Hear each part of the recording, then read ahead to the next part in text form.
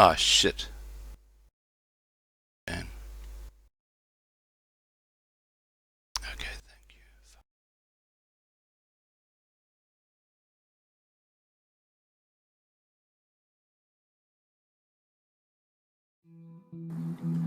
Goeiedag! Good day, fellow South Africans and citizens of the world.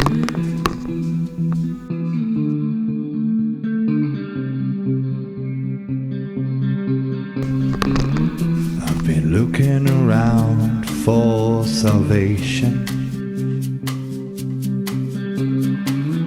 I've been looking around for the truth. All around me I see frustration, and I looked all over till I found you. I sit and listen to your stories, and you're telling me, please don't worry.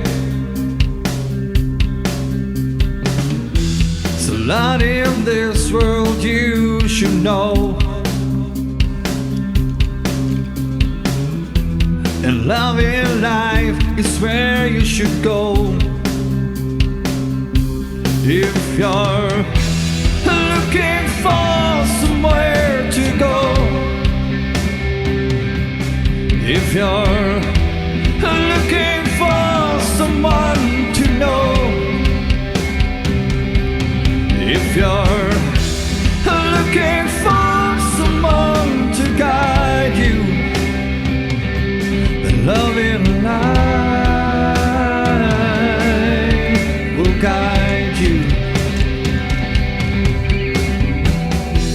I know that life outside is so hard. There's a lot of things that can tear you apart. I know the road sometimes feel lonely, but remember you're not the one and only. There's always someone there to help you, a helping hand to pull you through. There's only one thing you should do: take my hand and join the Love and Laugh crew. If you're looking for somewhere to go, if you're looking for someone to know, if you're looking for someone to guide you, then they love and life.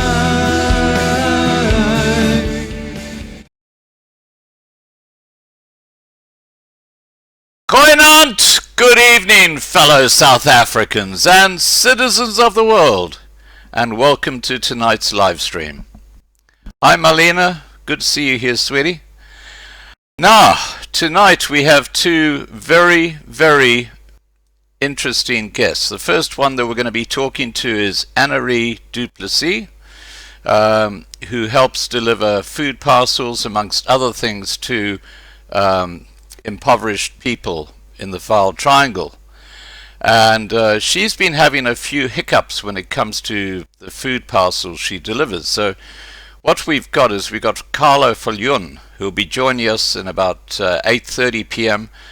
And he will be giving Annari some advice on how to handle the situation that she's facing in these troubled times.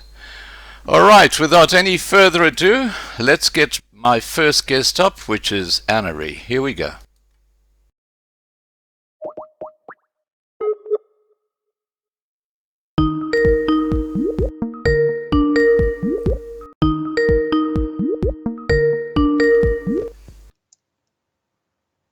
Hi, Annari. Hi, How are hi you? Scott. I'm good, and you? Excellent, thank you. Excellent. Now, before we get into the work that you do, what I'd like to ask you is, or ask you to tell us, is about your background, where you grew up, how things have changed in South Africa. Just a general chat about that. Well, Scott, I was born in Windburg in the Free State. It's a little province in our country. And I'm one of a twin, and I'm one of 4 children. And then we went to a little place called Whites. It's very close to Henneman and Virginia, there in the gold fields, still in the Free State. And I went to the secondary school and also the primary school in Henneman, where I actually wrote my matric, grade 12, like we say. Right. I didn't go to university. I mean, as I can remember, I was a sports girl. I died for athletics and cross country. I did very well with that in school. And then I had bursaries to go and study, but I was kind of a little bit of rebellious. I didn't think that study was for me, and today I'm very sad I didn't go actually to go and study. Then I had this big or huge dream actually to go to the South African Police Service. So we signed up, my mum signed me up, or we signed up, and then I went to the screening, and they said to my parents that I'm very butch, I wasn't very feminine, and that I had to work on me. That was quite a shocker to me. But my dad always wanted to have a son, and then my brother came. But you know what? I was like that tomboy. You know, I was the one who was doing all the things. For me, it was always like, you know, I was a fun child. You know. Right. So then I went to the police college. And there's a song in South Africa, the Trein na Pretoria. It means the train to Pretoria. And those years, when we were approved to go to the South African Police Service, we were taken by train to Pretoria. I remember it as yesterday. So off I went to Pretoria. My mom and dad was in the car next to the train, and then we were on the train on the way to Pretoria, and we were waving, and I can remember it. I had a green Mercedes-Benz car. It was like the most amazing moment. And then we arrived in Pretoria, and there very soon, you know, the training for me was absolutely, it was hard. I remember 2 weeks in training. What year was that? 1987. Right. 1987, yes. So I phoned you know, there wasn't cell phones or things like that. We had to use the landlines. Can I call it that? And the one evening I called, I was in such a state that my mom and dad decided that they will never take a call from me again, because they knew I wanted to come home. I didn't want to stay there. So they refused to take the calls, and the end of the story was I completed my training. That was very hard. And as a young lady or young woman at the age of 19, I started a police career in Pretoria. I was placed out in Pretoria at the Moot police station. And you know what? It was amazing years. 12 years in the South African Police Service was for me a time where there was valleys, where we experienced what we experience still in South Africa, the violence and all those kind of things. But there was also the highlights where we could it was so much easier then to actually arrest a criminal, to take him to court, and to have the convictions. I think those years it was, I personally think there was still justice. Today it's I believe, and it's my personal opinion, that criminals have more rights today than victims. I think a lot of people would agree with you. Yes, definitely. So I left the police in 1998 when I lost 2 cases where children were murdered. Oh no! And the sad thing, Scott, is recently, I didn't know, but one of my friends who's very up to date had informed me that in that one of those cases that made me leave the police, that man who was not convicted of the murder of the little boy. He killed the little boy's mother now very recently. It was all over the news. So for me, I know to date he killed that little boy. He killed him. There was no question in my mind. But because of that stupid thing, if you cannot prove beyond reasonable doubt, then somebody walks. I mean, I left the police. So then I left the police service in 1998. I was a nutcase. I wasn't okay at all. Right. I spent some time in a psychiatric hospital. Before that, I fall pregnant illegitimately. And those years in the police, it was rough because they charged me for having sex without being not married. Oh, I was really? charged. Which year was Really, that? Scott? It was, my son was born in 1992, so 1991. Wow. They charged me. They had a hearing, and I was found guilty for having sex without being married. And they kept my... And here, murderers are allowed to walk free. I mean, that's just crazy. And I've just got to say something, Annari, that you are very pretty, okay? And I don't know how they would think that you didn't, you weren't feminine. And I also got to say that when you said that you went to the police academy in 1987, I thought you got to be joking. I thought you were in your 30s. So you've aged well. Okay. Now, please. Thank you, Scott. I'm please turning 52 very soon, so I'm quite happy about that. So I'm very excited about how life turned out and how God has really blessed me with so much, goodness. But yeah, it wasn't always like that. I also made a few of wrong choices in my life. Right. But anyway, so when I was charged with having sex without being married, they kept my promotion. They kept it from me. I was a constable. Then they refused to promote me. So I was a constable for 2 years. And it was very hard. And now what I want to say is not to in any way degrade my mom or my dad. My dad is no longer here. He's in heaven. Right. But my mom and dad taught us always that you made your bed and you lay on it. Right. So I had sex without being married, and mom and dad was there for me, but it was a lonely journey because it's like you lay on your bed. And it was a good thing because I had to learn to actually take care of myself and make better decisions. Right. So in those years, and thank God, Scott, I had a mum who prayed. I almost made some very, very bad choices. I was alone. The church kicked me out because when you fell pregnant those years in the church, they put me in what is now, they put you out of church. You're no longer allowed to be in church. Excommunicated. Yes. I hope it's the right word that I'm saying. But so I was alone, and I really struggled. And then at some time, and I'm telling you this because that is why I believe my life ended up where I am right now. There was a very rich man whose brother was on the wrong side of the justice system. I had to arrest him. And I think those years, still to date, I don't know if it's the same, but when you had a gun and you were a woman, you were kind of very sexy for men. So that man made me a very generous proposal to say that if I would become his in no other words, his prostitute, he wanted to use me. So those years, something happened in my heart, and I shared it with my mum, and she cried and she said, please, my child, don't go that way. Please, please, please, you know what?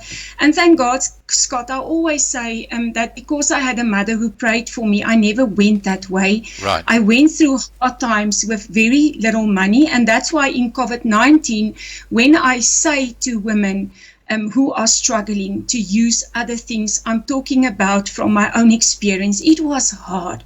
I mean, there were times that I didn't have food to eat. I would take care of my little boy. I didn't have nappies to throw away. I had my cotton, or what do you call it, the cloth nappies, that right. You wash it and you put it on. So I had tough times. But anyway, so I left the police after very difficult years. And then in the psychiatric hospital, you sit there and you you relook life. Because for me, and I don't want to cry tonight, because I think since from that years to now, very little has changed in our country. Yeah. I think it actually went from bad to worse. But when I was in that psychiatric ward, you know, I thought about all my wrong decisions. You know, when you fall pregnant illegitimately, it's like you are labeled. And I had good parents. They took care of me. We were not rich. We were not poor. We had enough. But there was that hole in me. So after being dumped by the father of my son, I had twins, let me just tell you that. Wow. It was very hard for me. I heard I was pregnant, and then, you know, I blamed God and I blamed the world. And then when I accepted being pregnant, I heard I was expecting twins. And then I had a huge fallout with the Lord. And I said, why do you do this? I mean, I cannot even take care of one. Now there's two. And then I went through that process. And then around about 6 months in the pregnancy, I was told that my second child will not make it, because there was all kind of things. At the end of the day, both were born, and the one died an hour after birth. And that was very traumatic. My mum came to Pretoria. She was there with me. But it was hard because, you know what, you go through a lot of emotion. But at the end of the day, in the psychiatric hospital, I had to deal with a lot of stuff. I could remember murder scenes where I stood, where all people were hacked to death with. Oh, no. I had to think about all the rape cases, children raped by men. Those years we didn't have a lot of rapes where, well, I don't know if the victims didn't disclose, but we didn't have a lot of boy-child or men rapes. Different from these days, because these days we have them, the boy-child rape and the men who get raped in our country. So I had to deal with a lot of stuff. I was actually a very negative person. I was on antidepressants for kind of 13 years of my life. I tried to commit suicide one time. Oh, no. For me, it was, you know, my life went down spiral. I was in such a bad place in regards with my religion, my relationship with God.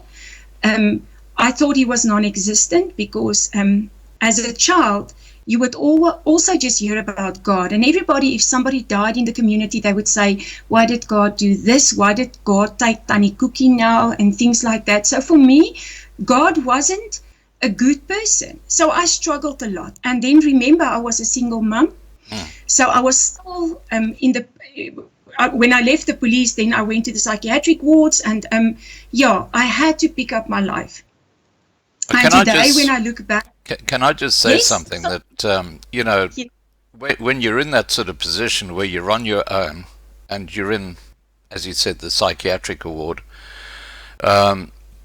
it gives you time to reflect on your life, and you obviously had a lot of time for that. And even though you beat yourself up at that time, I have to tell you that what the work you're doing right now is God's work, and you are an angel. And in the title of this video, I've got the statement, Annari, an angel. And that's actually in the title of this video. So just understand that. Now, please continue with your story. Yeah, Scott, so that's why I said I'm telling this. Very few people know this part of my life, because when I started the NPO, but let's just go from the psychiatric ward, I had to come out. Right. And then I started with one of the biggest insurance companies in our country. I worked as a marketer, selling life insurance policies and things like that. And there I stayed for 12 years. I think it was 12 years. And then that was a good time. But then I made stupid decisions. I was so desperate for somebody to love me. And today I could share this with women who's been rejected, who made mistakes in their life, to say, you know, when you are desperate for men to love you, when you are desperate for people to accept you, you do stupid things. Right. So I got married with a man older than me, and today I cannot remember much about those years. I just know that I was so desperate to get my son a dad, and I was so desperate to be accepted that when I look back, that was really foolish, because everybody said to me, Annari, it's not going to work. But that again gave me some referral today. When I do what I do at the trauma center, I can actually, I'm not saying to people go and do mistakes or make mistakes, because not all of us come out of that mistakes. But yes, so I got married to that person, and I was only married for 7 months when there was abuse. And I just said, I'm not going to tolerate it. And I got out. 7 months down the marriage lane, I divorced. I got out, and then my mum and my dad was really there for me. Thank God they were there for me. So in the insurance industry, I became a whistleblower. I did it all in a wrong way. Not that you can be a whistleblower in a good way, but I could have handled it a bit better, I think. So they did, and I'm not going to mention names because we said our goodbyes. They were good to me. Later on in my NPO, something happened. I'm going to share a little bit about that. Right. But I was there for 12 years and I earned good money. I was one of the top writers in my first year as a junior. I went to Portugal as part of my mom and my dad taught us to do our best, to give it our all. Doesn't matter what we do. I had a wonderful parents, and I grew up not with a glass that white or black. I played with little children of color. They were my friends. In the little place where we stayed, Henneman and Whites in the Free State, we were all friends. There wasn't racism. It's like we were all there. When you live in a small place, there's no place for these things. It's like we're all there, we all live together. But anyway, so then when I became the whistleblower, they fired me on the spot. They first suspended me and then they fired me. I knew that was coming. And then I was also married for the second time, and then I almost lost my second marriage, because when you lose your job, when you lose everything, you lose everything. That's how it is. That was for me a big thing in 2007. But then 3 months after I lost my job, I got saved on a women's camp, and I can keep you busy for hours on that, and I don't want to do that, but I really got saved. It was one of the most amazing weekends of my life, and I, for the first time, looked into the eyes of my Jesus, and I learned to walk with him. I learned to know him, not what other people said, but what I learned from him myself. And then I started up the Crossroads Trauma and Community Center. We first started in a school hall and now you will hear why I told you the part about being a prostitute to somebody. Right. So in the police, I never worked with drug addiction or prostitutes. I always worked with sexual abuse and violence. I had one case of a prostitute investigation, so I started working with the drug addicts. I don't know why, but I started working with the drug addicts in 2009. And we started in a school classroom in one of the secondary schools here in Van der Walt Park, and it grew so quickly. And I couldn't understand, how could children be involved? And there was a huge need for a support group for parents then with drug addicts.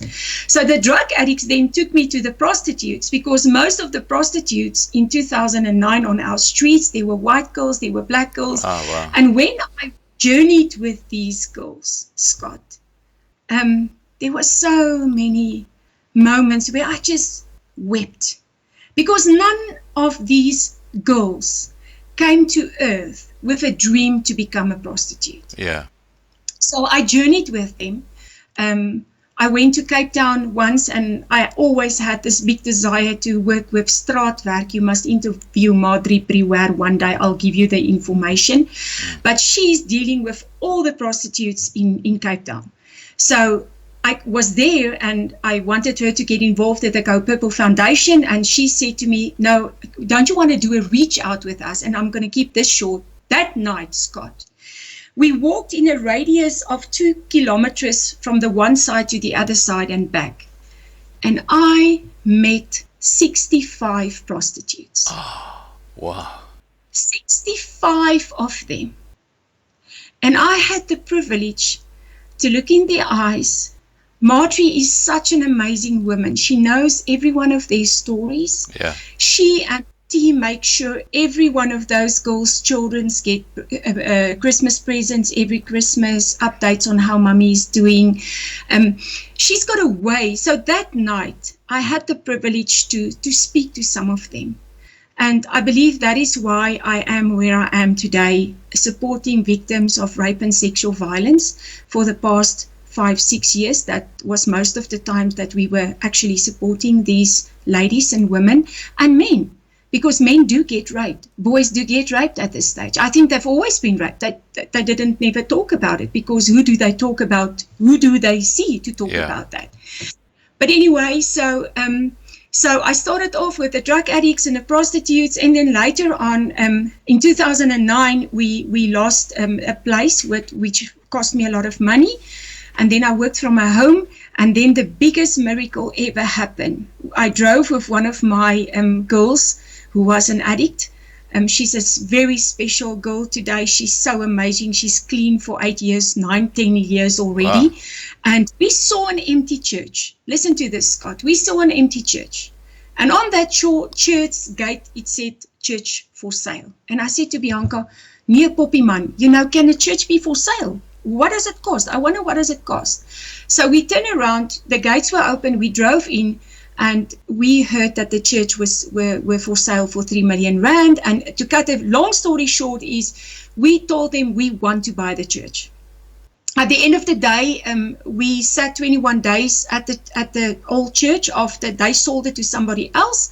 And within 21 days, a donator from Secunda here in South Africa gave us 3 million rand, and we could secure that building. And since then, we have been serving the Vaal around South Africa, women and children. We've been fighting. It was hard, even to the point that I was arrested in 2011 for rescuing a sex slave, a young girl of 12 years old that was kept as a sex slave.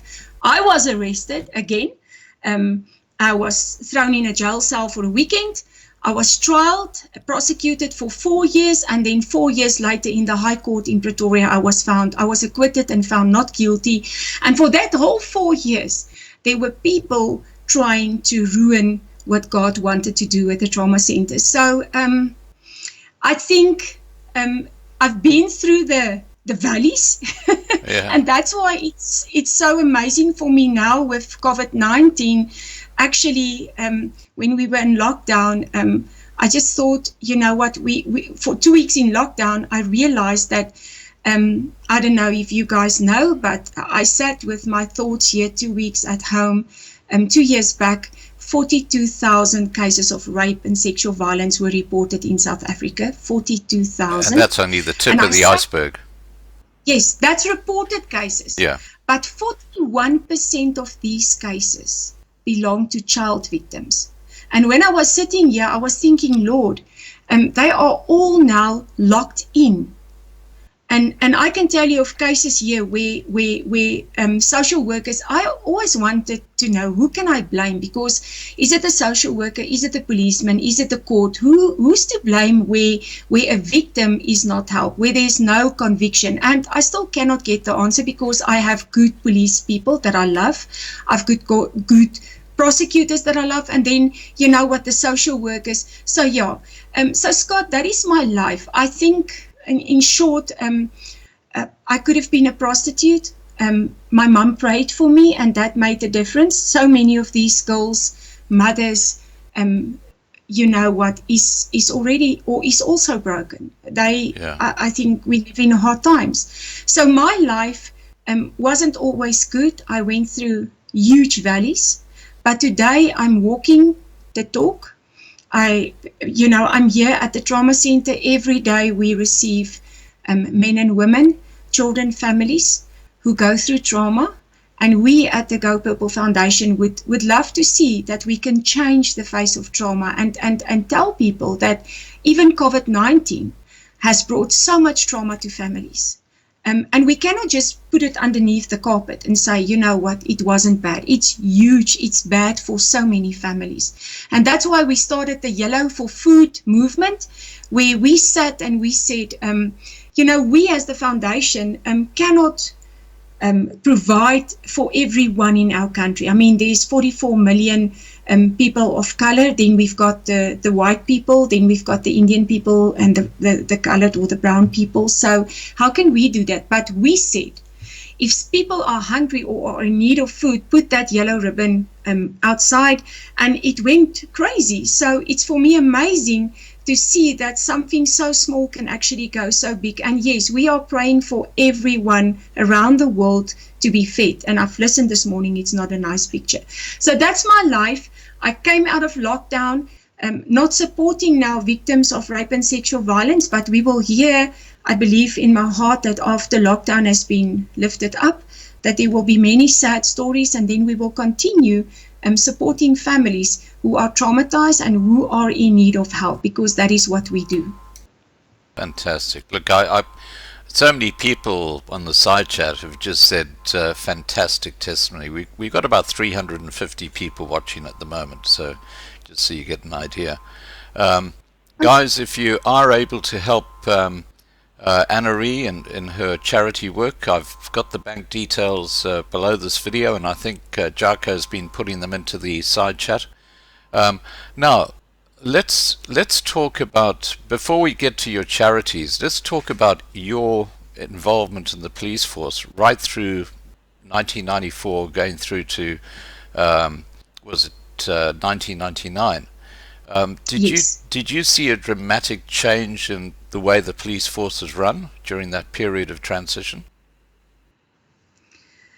Well, what I see today and what we experienced when I was still there, there's a huge difference. And when I speak to some of my colleagues in the South African Police Service now, it's totally different. I once thought of going back, but I realized that I would not cope because it's not the same. There are, and can I say this, Scott, with a lot of love and respect. I mean, my mum always, my dad said, put the shoe on if it's fit, if it fits you.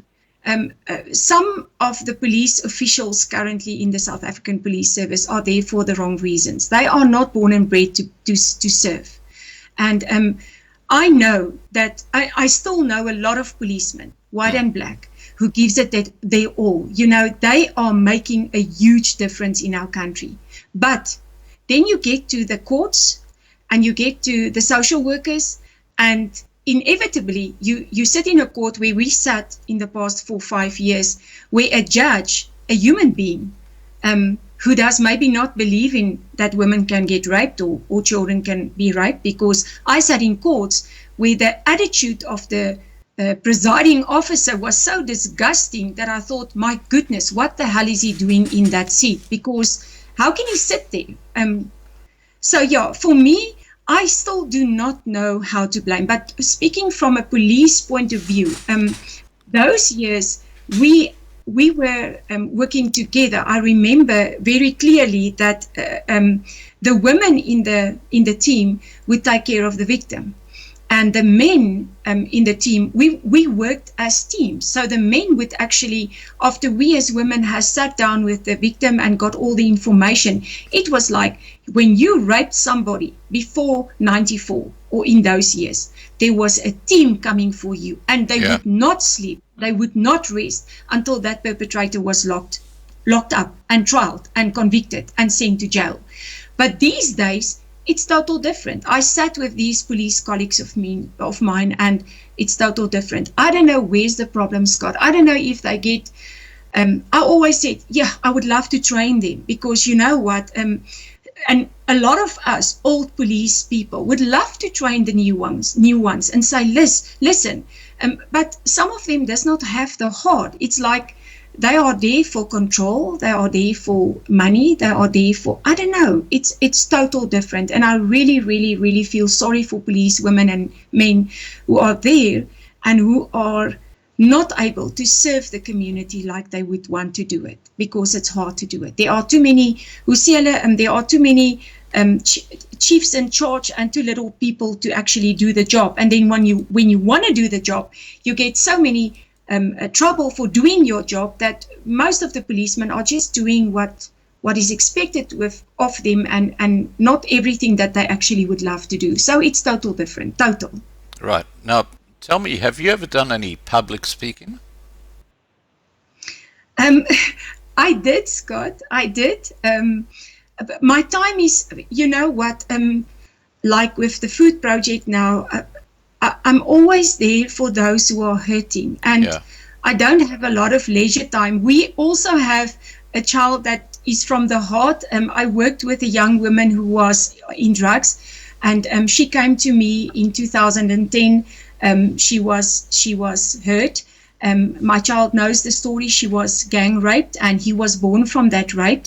And she gave that boy to me and my husband now. So we are raising a 10-year-old at this stage. And we have some challenges with him. He's an amazing young man. So, yes, I did speak a few times. But for me, it's more important now, you know, to take care of my house, but then also to take care of the trauma center, because, you know, you can't be a jack of all trades and a master of none. So there will come a time, I believe, that, you know, I would love to do that.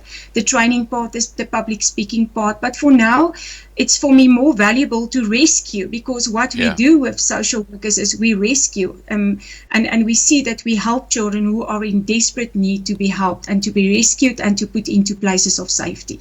Right. Well, I'm going to put you in touch with a couple of people who I think you should have a word with, because I think your real mission is what you're doing, but also to get the message out there.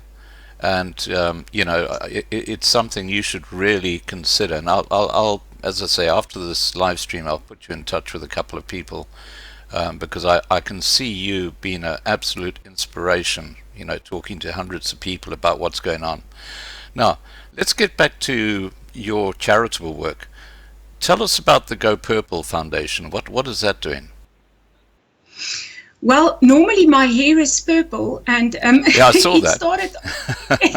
It started off in 2011, just shortly after I was arrested, and then there was a really brutal murder in South Africa where, and that murder was never solved up until to date, but it was a helper in the house and a little boy who was killed and then stuffed underneath a bed, and all of us went to Pretoria to walk with Steve Hofmeyer against violence, and I went there the first time with my hair purple, because the purple thing was, the Lord spoke to me about purple, but I never could understand why purple. I researched purple and then saw it was about in Taiwan, I think people, when they mourn, they wear purple. And then also on the biblical side, the purple has very significant meaning. And then I was thinking, and then one day I saw the purple hair color, and there was a specific purple in my spirit, dropped in my spirit, but I couldn't get it in the salons or anything. Salons, there was nothing. And then one day I was booked to uplift some healthcare workers at a company in Vereniging. And as I walked in there, the receptionist had that specific purple in her hair. And I was like, oh my word, and I jumped on her. I didn't really even greet her. I was like, where do you get that purple? Where do you get that purple? And she was like, oh. I said, okay. So it was crazy. And then she gave me the information, and that was the beginning of an amazing journey where I colored my hair purple. And I must tell you, all the ladies that went purple since 2011 up until now said that feeling with that purple hair. I mean, I've got amazing survivors who just said it changed everything in them. And then one of the most amazing stories that I always share is, we were sitting in the salon making ready or preparing, because it was always just a Go Purple awareness campaign once a year, starting from 2011. Right. And then it ended up being purple the whole year, because everybody was inspired to become purple and to, you know, get rid of the shame and get rid of the guilt and just stand up and say, you know what, you being raping me, it's not my guilt, it's not my shame. Yeah. So I want to tell you, so we were preparing that year for the Go Purple campaign, and there was an old lady sitting in the salon, and she was asking Elna, So what are these girls doing? She was an older lady. And Elna explained to her. And then she said to Elna, she just broke down and she disclosed how she was raped 16 years ago by a gardener at the home. And she never could speak to anybody about it. And now she felt, you know what, the shame and the guilt, it's not hers. And needless to say, she went purple out of the salon. She put a little bit of purple in her hair. And I think that day, like so many other, realized that, you know what, we cannot prevent. And I always say, you know what, I wish I could prevent any little girl, any woman, any little boy, any man from being raped. But we have one choice. Not two, well, two choices. You can stand up and fight back by taking your life back, or you can fall down and die. Yeah. And if you are in South Africa, lucky to live after a brutal rape, it is hard because we sit with these survivors. And the first thing that we ask is, are you happy that you are alive? And Scott, in the beginning, none of them are happy that they are alive. Most of them said, you know what, I would rather be dead because I do not know how I can live through this. But right. we support them. So at the Go Purple Foundation, I was asked, my dentist even didn't want to work on my teeth when my hair is not purple. He says, no, go out, I don't know you.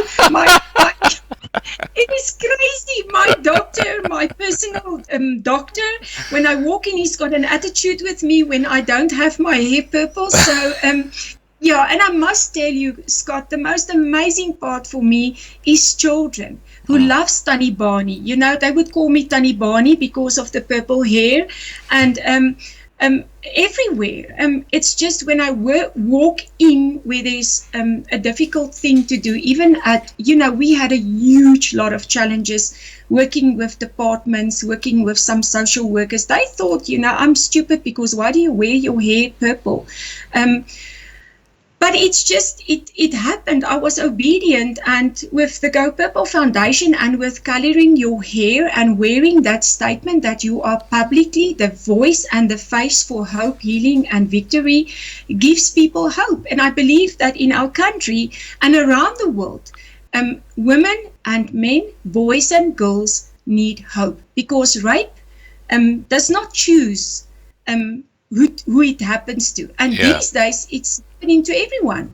So I believe that in my heart, all the ladies and all the women and all the men who learned to know me and who got involved with me, thank God, God did an amazing thing in their hearts, and they are walking tall, and they are with me together in their different communities, a public face of hope, healing and victory, even though it's very hard, because it's not easy to get through it. And I hate it when people say, oh, God gave his hardest a battle for his strongest soldier. That's rubbish. I mean, when you tell that to a victim of rape, I mean, it's crazy. You can't say that to a lady or to a man who was raped. Yeah. And so, yeah, and when they say to these women, get over it, you know what, Scott? Then I'm struggling to keep the police lady inside. You know, then she wants to get out, because that is not the right thing to say to people. When are you going to get over it? So, yeah, that is what we do. We support. We would love to do much, much more. I would love to see, I don't know what COVID-19 is going to do to our country. I know what it did, how it was before COVID-19. The Tutuzela centers are closing. There's very little support for our statutory bodies. That is where our social workers work. So because of Mr. Zuma and his fellow friends who emptied the pockets of the government, and his friends who is still there and putting their hands into the cookie jar, it is very hard for social workers, for police officials, for the rape units, for the NGOs, the NPOs to really do. But you know what? We will never give up, because even if we have just a little tiny little bit, we can do what we've been doing for 10 years now without any help from the government, because where there's a will, there's a way. I believe that in my heart. Right. Now, what I'm going to do is I'm going to get Carlo Viljoen on, yes, and he can start responding to some of your questions. Thank you. And what I'll do is I'll get you to talk about the Yellow for Food Foundation, or the Yellow for Food project, which I think is where you've got most of your questions. But there might be something in the Go Purple Yes. Foundation that you want to ask him as well. So give me a second while I just get Carlo.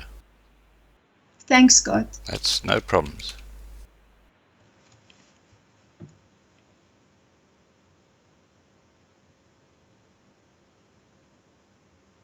Okay, I'm just calling Carlo now. Here he comes. Hi, Carlo.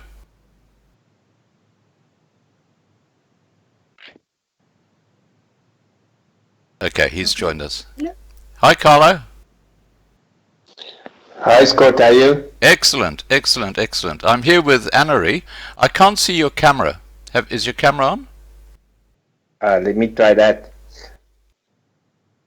There we go. That's better. Right. Okay. Annari, meet Carlo. Carlo, meet Annari. Hello. Hello. Hi. Hello, nice to Annemarie. meet- That's your Hello.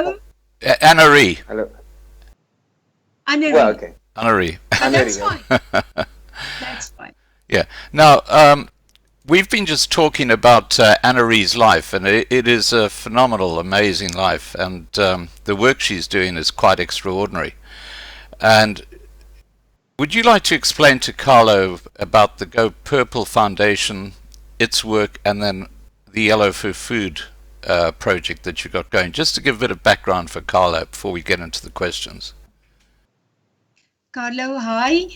Yes, on the Go Purple Foundation, I don't know if you know our work or what we do, but it's basically supporting our victims of rape and sexual violence. We work close together with other NPOs. I'm fond of networking. I'm a team player. I love to, see who can join hands to make it better for our victims in our country. But I think on that part, the challenges that we have. I would love to ask you before we go to the Yellow for Food movement, because this is something that I really hate currently in South Africa, is the way how our children victims, boy child and girl childs, are handled when they eventually speak up or speak out and disclose that somebody is sexually violating them. Because I do not believe it's okay that a child needs to go through those assessments. It's like, you say my daddy or my uncle or my grandfather this did 1, 2, 3, 4, 5. Now that child needs to go to a forensic psychologist, and then she has to go through, or he has to go through all these assessments. And then based on the assessment, and this is the part that really upsets most of us, I still believe even the police and social workers, everyone, is when that child maybe makes a few mistakes in the assessments, it's very easily said that the child is lying.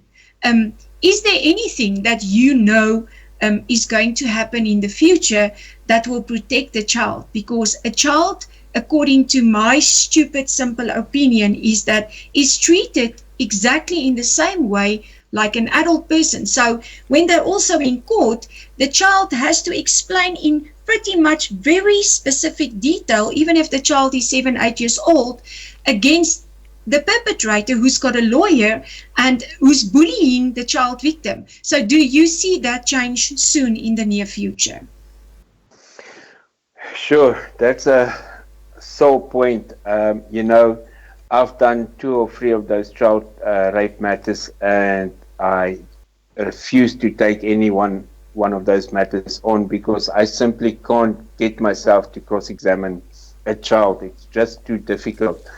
At the moment, we've got a Children's Act that's supposed to protect the child, through the court system, but it's still a child. I'm involved in 2 or 3 cases where children are being molested, but where they're too scared of the father to come out. So, and the police is not interested to take their matters because it's too complicated or too much work.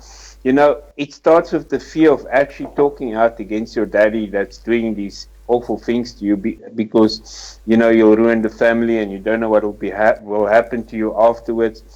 So at the moment, I don't see, and there's nothing that I know of in the pipeline that's going to make it any easier for children. We've got a system that they say is child friendly, which I don't know, because they, especially when you go to court, the child can testify through the video camera and with a doll, but that's still horrific, and they must still go back home to their parent if their parents are always the father is found not guilty. So no, there's nothing in the pipeline that I'm aware of, but definitely we need to do something about it. It needs to be more child friendly. And as you say, if the child makes one mistake through this entire process, which is actually much longer than a normal process, then people say the child's lying. Yes. And then, you know, the child faces the consequences of that going back home to the same abusive parents, which will probably then be much worse. So yeah, it's very difficult for children at the moment that's being abused. It's harsh, and the reality is huge. In every single court that I go to on a daily basis, there's at least 1, 2, 3, 4 sometimes child rape matters on that specific role. So yeah, it's huge. Carlo, why is it harder for a child to get to court than an adult? I don't get that. I mean, it should be so easy. Because firstly, they go to, like Annari said, they get assessed by a psychologist to see if they're actually talking the truth, and they don't ask them direct questions. They need to kind of show with a doll and play and drawing pictures what happened to them, and then they need to be assessed if they actually mature enough and understand the process to actually appear in court. So they actually go through the abuse, and then through the psychologist assessing them, and then through the court process, which makes it, 3 times harder than a normal person that's been violated. Wow. Sorry, over to you, Annari. No, I just wanted to say, what is for me very upsetting, and I don't want to, we were having a discussion this morning, some of the network friends that are doing now with the food thing, and we are all talking about President Ramaphosa at this stage, and I'm really happy that he's there. I'm happy at this present time and moment it's not Zuma, but I remember already in 2016, the UN actually ordered South Africa to actually appoint a children's commissioner. And I think when we go back to those years when there were a children's commissioner, it was somebody who was responsible for the children in our country. Now, and I think the big mess started out with Dlamini Zuma, that woman caused havoc in our country with statutory bodies everywhere. And nobody came in the meantime when she was replaced and said, listen, let's start working on this. So the big thing for me is Mr. Ramaphosa, and this is what I also want to say about the Yellow for Food, even after what he said last night. I just wish he would speak to the people on ground level, because we are the people who are there where the tacky hits the tar. When I walk into a house, when there's a call from the community to say, okay, the police doesn't want to come out, the social worker, because currently in the Vaal, we don't have social workers available after hours. They just refuse to be available. So what do? So we go out and we stand there. And then there's arrogant whiteys and blackies who says, but who the hell are you to go out? Because you are just a community worker. You have no right to go. But the problem is, when somebody calls on to help, there's a lot of playing ball between all these, the police and the social worker and the courts and whatever. And while they are playing ball, the same like with the food now, people are dying of hunger and children are getting raped and murdered on a daily basis. Scott, I don't know if you know, and maybe Carlo know, in South Africa, 4 children are killed every day. Might it be by a parent of abuse? 4, Scott, children are killed every day in South Africa. And very few of those children deaths. I mean, I've got cases in my office that I went through to other organizations to say, help us to take this case. And we know who killed the child. We know it's there. But it's either the police investigation that is poor, or the police investigation is done, it's good. Then you've got the public prosecutor who's got no will actually to prosecute. I don't know what the reason is, but they've got no will to prosecute. So then witnesses are not subpoenaed to come to court. It's really then a thing in the court, Carlos, that it goes from week to week, month to month, postponed. At the end of the day, that case goes nowhere. Because it's been thrown out of court, it's going nowhere because there's no will to prosecute. So it's huge problems in our court system. And I don't want to blame President Ramaphosa. I would love us as NPOs to actually say, can we meet with him so that he can hear from ground level, because then I can say he knows. But right now, I think he's been fed all kinds of nice stories. We will talk now about the Yellow for Food movement, where I just believe none of them can actually make a decision because they don't lose their income. They have their salaries at the end of the month.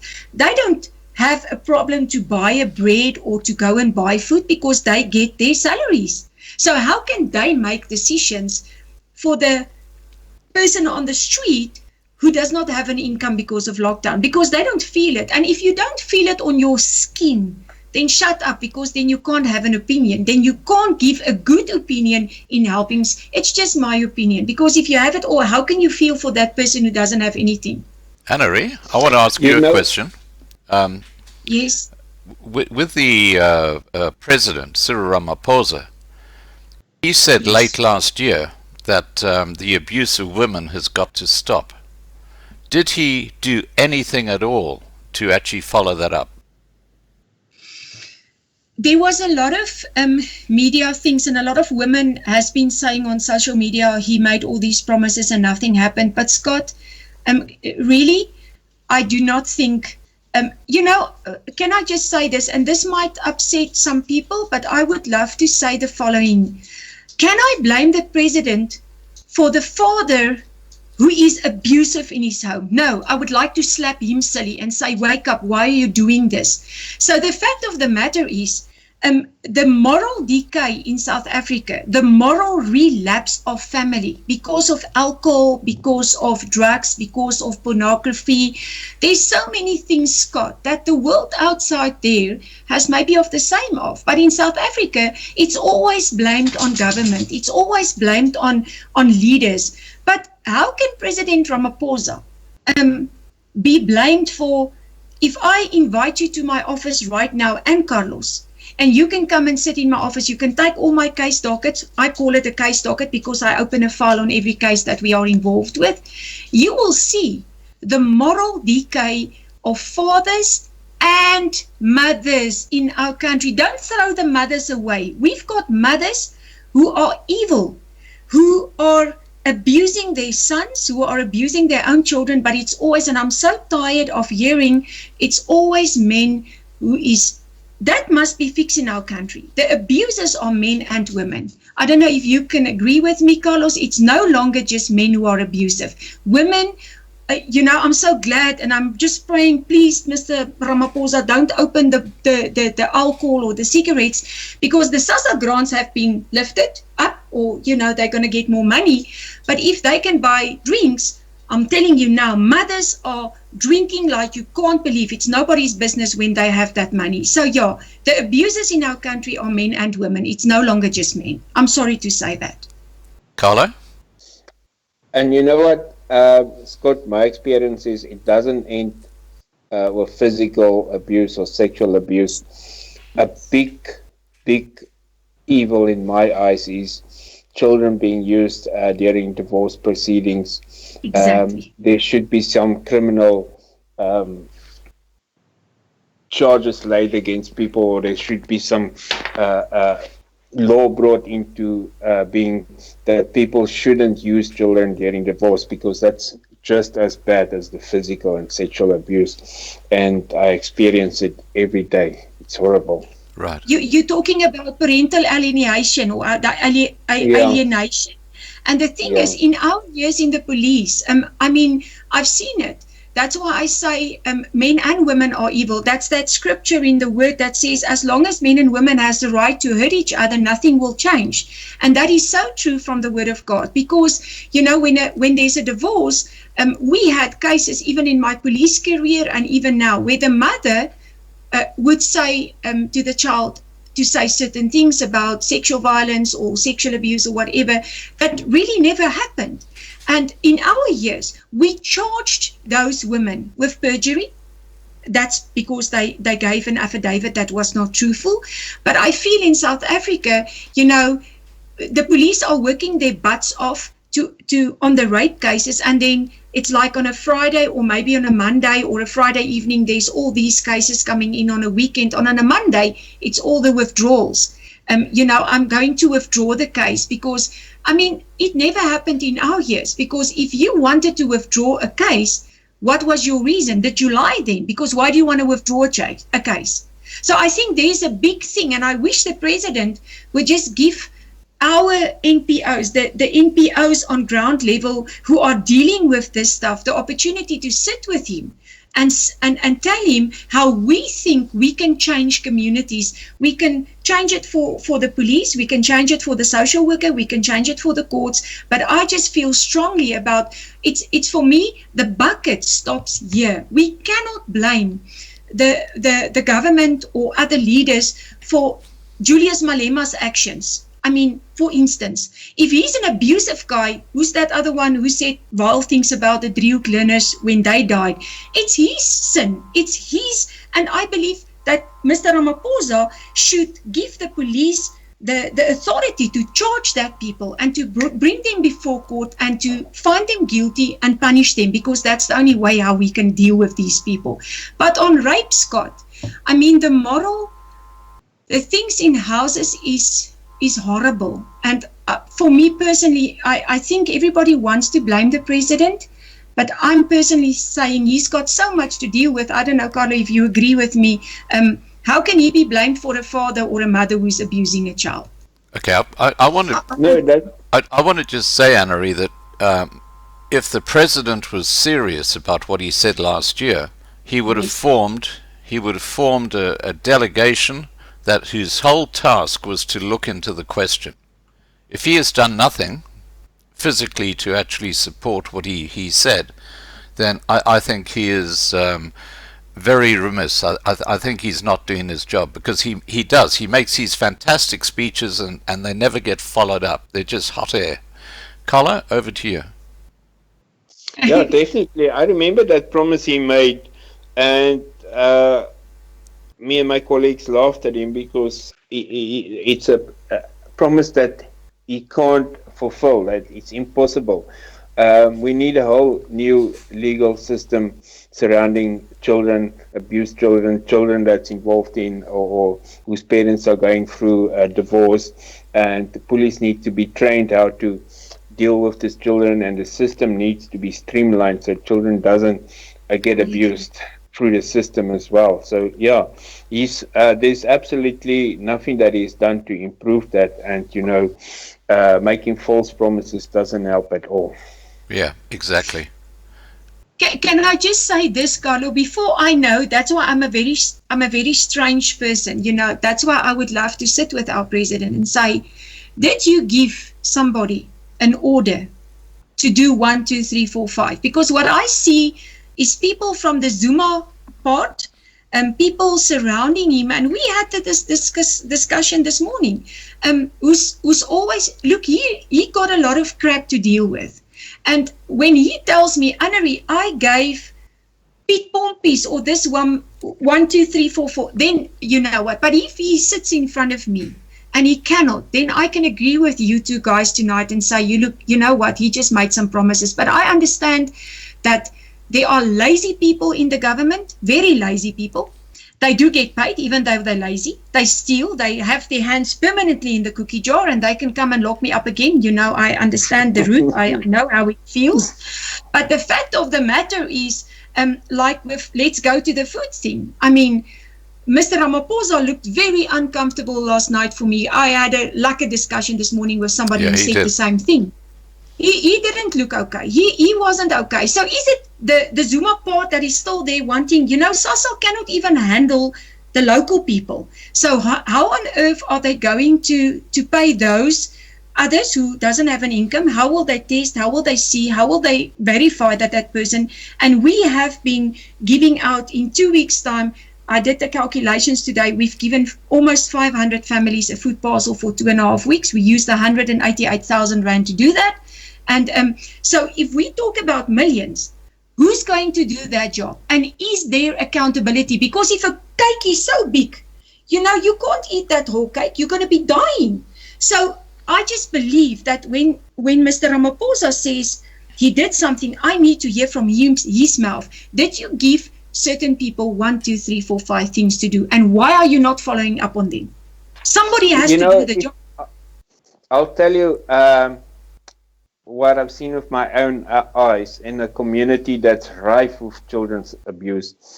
They spend millions creating a so-called children's court with high-tech videos and glasses. That court is standing empty, brand new. It's not being used. So somebody got a lot of money from it. Somebody told somebody, we've got a children's court and it's operating. It's a lie. It's just a empty shell standing there for the show that they opened it with a big public fanfare saying we've got this children's court. No, but it's like a car that a Ferrari car that you bought, it's standing in your garage, you don't have a driver for it, you're not using it. It's the whole system, it's corrupt, it's not working. I agree with you, Carlos. I really agree with you. And for me, it's not, when I was arrested, that was the most traumatic, and that's why I believe I can speak not with one eye based on it's the ANC or it's black or it's white. When I was arrested, the ANC Women's League, when people called them and said, help our community worker, she was arrested, that leader here in the Vaal said to the people, you know what, don't be afraid. If she gets raped in the jail cell, it's just making her case a bit stronger. You know what, there's nothing we can do. And then in that whole scenario, I was thrown under the bus, not just by white people, especially by individuals. I want to call them human beings who's got a malicious personality, who's arrogant, who's greedy, and who's corrupt to the bone. Because really, they were in that whole scenario. They were my black colleagues that did everything in their power to get me out of there. And they were my white colleagues that did that. But on the other side, there were those that tried everything in their power to keep me a whole weekend in the jail cell, and who trialed me for 4 years, demeaning me, breaking down everything. So I can say today that it's not about white and black. And I spoke to my son, who's 27 years old, this morning. He said, Mama, our the young ones under the age of 30 are supporting our president right now. Because what else can they do? But we believe that there must be accountability. And I believe strongly there's not enough accountability. If, like, we've received 188,000 Rand over the past 2 weeks, I must give my statements to show the public and say, okay, this is what we did with the money. On the spot, not in a month's time or 3 months' time. So if he hands out 2 million Rand to organization, he needs to keep them accountable for what did they do with that money. And I don't think it's happening. Well, because they steal all the...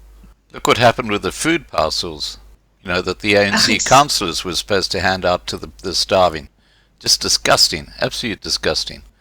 Now, is there anything more you'd like to talk about that particular subject, or shall we go and talk about the issues you're having with Yellow for Food now? I think we can. I think there's not much Carlo can do. It's like we should. I think, some of these organizations are trying, but at the end of the day, there's so much trouble in South Africa right now that we will see what happens tomorrow night, and then we will see when lockdown is lifted, what will happen. We will never be the same. I don't know how you feel, Carlos, but I don't think we will ever be the same after COVID-19. I don't think we're going to work in the same way. I've got the song in my head. it's the end of the world as we know it Yeah, continuously. exactly. So, yeah, Yeah. I would Yeah. love to ask you, Carlos. We have a situation now. I don't know if you can answer me, but I would love you to try at least where people are concerned. You know, the Sasa people has been taken care of. They're going to have a ball because they will be the only ones getting more from this whole thing than all the other people. But we Yeah. have a situation where we have the middle class people who did not work and now they can't pay rent. They can't pay, your basic stuffs. They can't pay cars. They can't pay maybe bills. What is the situation with that? I know there were talks about holidays, pay holidays, but when people are listening to you now, what is the situation with rent? Because when we handed out food parcels in the past 2 weeks, there were one or two cases where the rentees or the renters actually confiscated the food parcel, saying it's theirs because the people living there did not pay the rent for the month. So, what is the legal the legal stand for somebody in a position like that? I'll start with the rental. If I'm your landlord and you haven't paid your rent, then there is a legal principle that they call a landlord's hypothek, which means the landlord is entitled to hold some of your goods in lieu of payment. But it's not as simple as that. There's things excluded from this hypothek, which is your personal stuff, your clothing, your fridge, your food. So he can't take your food, and even if he can, or if your furniture is included in hypothek, there's a court process that needs to be followed. He can't just walk in and take your stuff. That's illegal. So to those people, I'll suggest the easiest route they can follow that won't cost them any money is to go to court. I know the courts are closed, but this is an urgent matter. It's life or death. And ask for a protection order telling the court that the landlord is taking their food. That's going to be the quickest way to resolve this. And if he breaks this protection order, he can be arrested for that. But they might have difficulty coming into the court, but they need to explain to the people that this is an urgent matter. And if they turn down, they're welcome to contact me and I can phone the court and make arrangements for them to see the magistrate to issue their protection order. They don't need an attorney for this. It's free and it's as simple as going there and filling in an affidavit, and the magistrate will help you with that. That's that aspect of people taking your food. It's illegal and it's criminal. Now the other aspect of middle class people who can't pay for their cars and can't pay their rent, there's a principle in our court, a law called supervening impossibility. This means if there's a circumstances that's beyond your control, that is so big that prevents you from performing in terms of your agreement, then you can be excused from it. So, for instance, you're a working man now. You've earned 10,000 rand, and with that you paid your rent and you paid your car and you paid your insurance. Then I would suggest that they approach the bank and the insurance people and tell them it's impossible for me to pay at this stage because of the lockdown. I'm not earning what I used to earn, or I'm not earning anything at all. And then they need to do it in writing as well, so they've got some kind of record, because I don't think the banks will just accept it. But if you do this as a first step, saying it's impossible because of this reason, then, and also at this stage, remember the courts are closed unless it's life-threatening urgent matters. So the bank, the landlord, the insurance company, none of them can go to court to actually take judgment against you.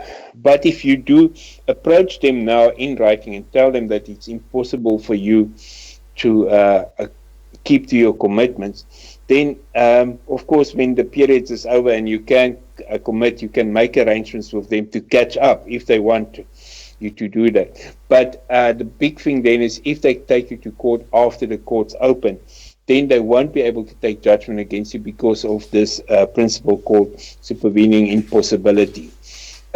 So I suggest that people contact whoever they're in agreements with regard to loans, etc., to make arrangements. And if they're not accommodated, they probably won't be accommodated in the majority because these people want their money as well. But they just need to record it in writing that they've approached them and they said that it's impossible.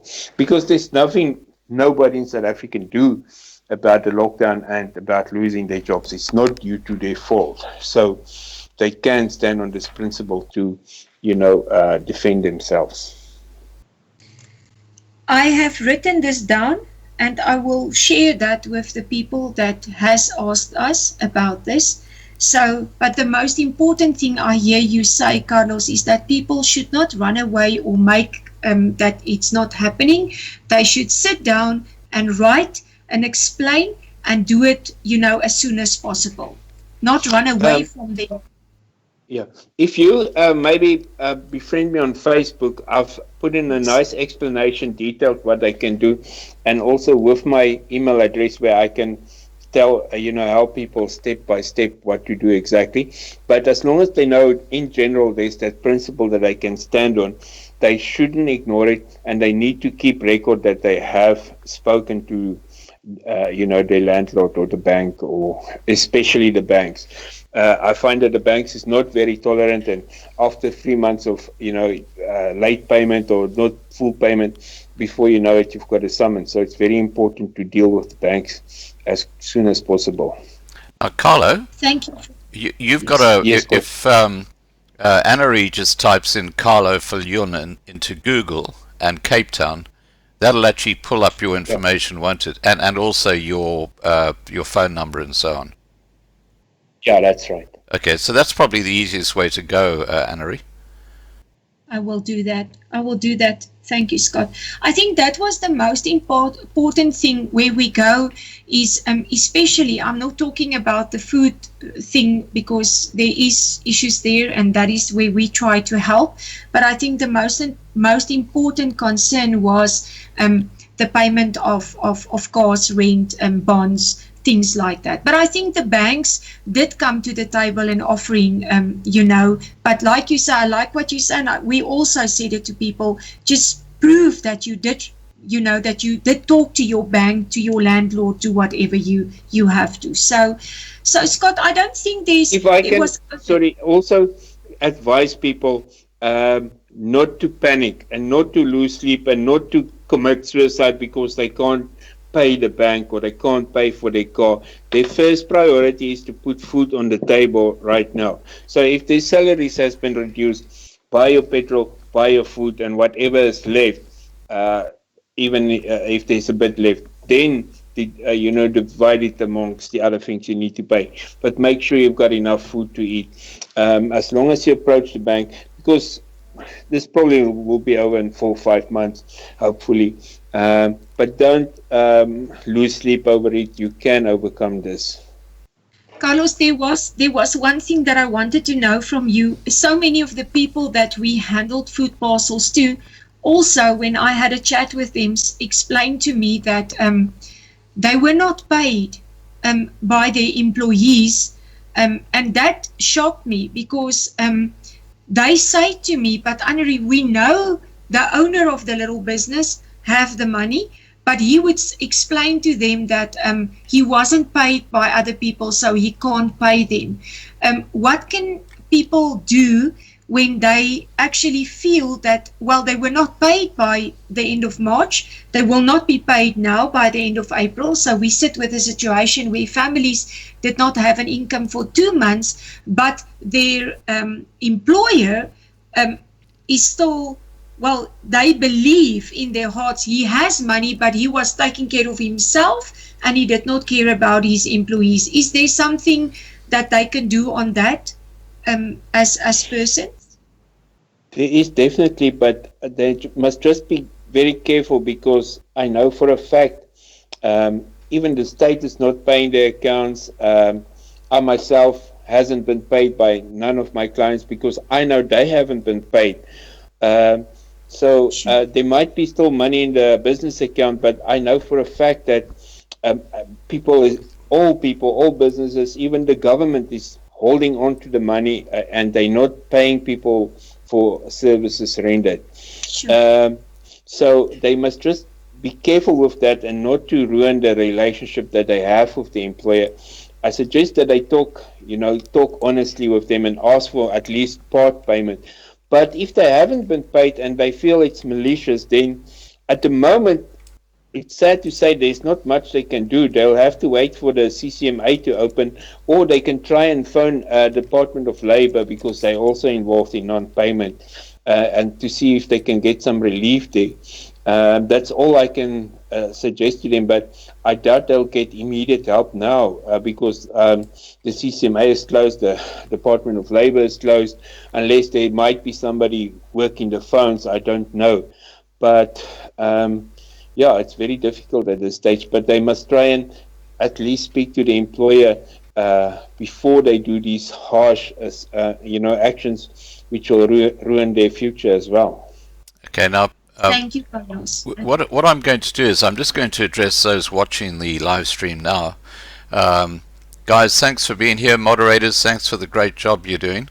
If there are questions you'd like to pose to Carlos or to Annari, please just put them into the side chat, or moderators, if you could just post the questions into the side chat. Charlotte's asked a question just a moment ago, Carlos, and I just want to put this to you because it's talking about payments again. She says, can I stop my funeral payment at the bank until lockdown is finished?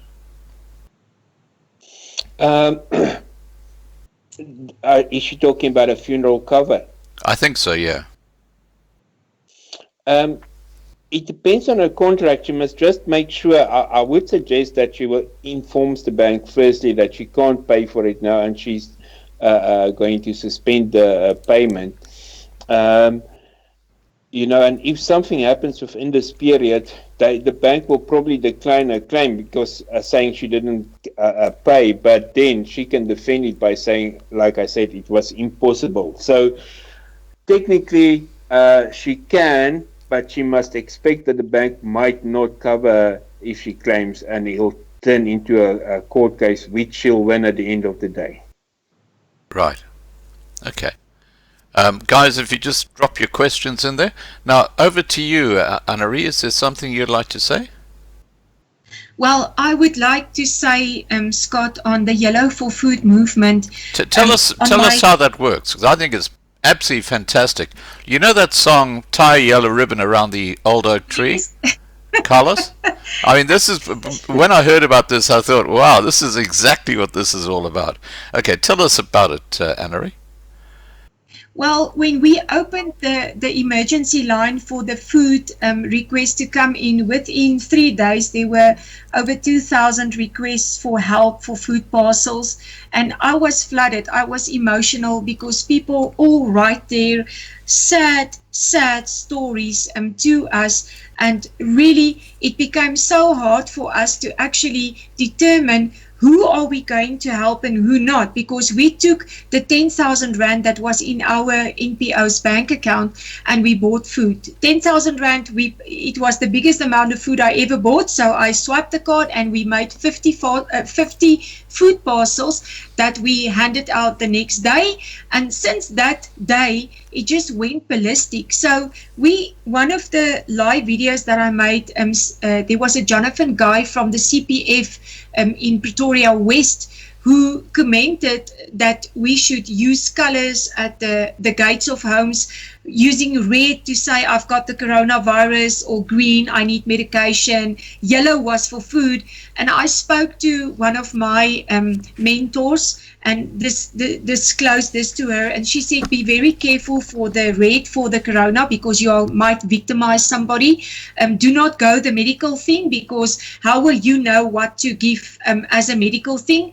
But on the food thing, the yellow for food, she said that's a tremendously good idea. So I phoned Jonathan And I said to him, thank you for that comment, but we're going to use the yellow for food. And he was ecstatic because they were using it already in their area in Pretoria. And that's how it happened. So the whole idea is, and people is not really, as long as we give food parcels, it's like people are spoiled to WhatsApp and to sit on Facebook and say, please give me a food parcel.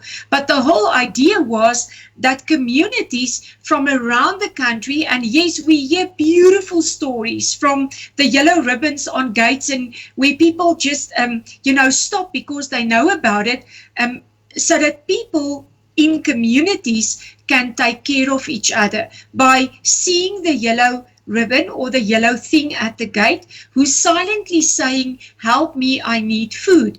And that was the whole movement. So what we are currently doing, I had on that emergency phone number, it's just keeping coming on. This afternoon there were over 4,000 requests for food parcels. But we have decided that we are not going to work on a list anymore unless there is really a desperate need, which everyone says is a desperate need. But we will go with these food parcels into areas and we will search for the yellow ribbons, and we will stop there because that would be the only way to teach the communities to take care of each other. But then again, Scott and Carlos, there are areas, and that Carlos, where it's hopeless. There is nobody there who can actually help each other. They're all kind of down and out. That's how it is. So there we've got wonderful women around the country who's doing hard work, the mothers of this country in communities who are feeding the children, who are cooking food, who are handing out parcels.